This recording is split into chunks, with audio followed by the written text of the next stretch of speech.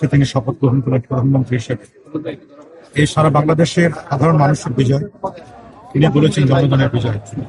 এবং উনি ওনার মায়ের জানাজা থেকে একটি কথা বলেছেন, আজ মনে হচ্ছে সারা বাংলাদেশ আমার একটা পরিবার, আমি সবার পরিবারের আওতাভুক্ত সদস্য।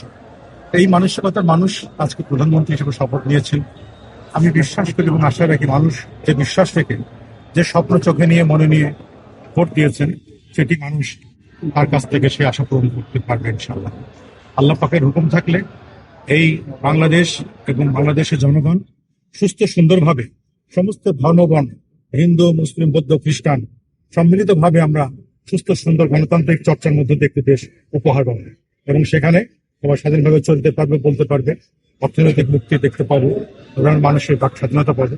সবকিছু মিলিয়ে আপনাদের এই যে মিডিয়াগুলোর স্বাধীনতা ফিরে পাবে, সবকিছু মিলিয়ে সুস্থ সুন্দর বাংলাদেশ আমরা দেখতে পাবো বলে আশা করি আমাদের প্রধানমন্ত্রীর কাছে।